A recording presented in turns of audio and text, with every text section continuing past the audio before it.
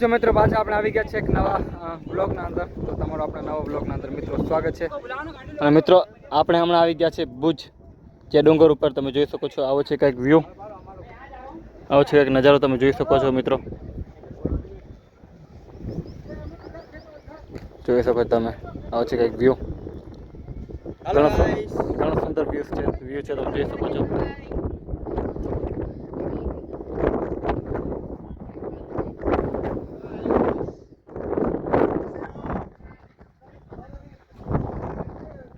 આવો છે કંઈક વ્યૂ,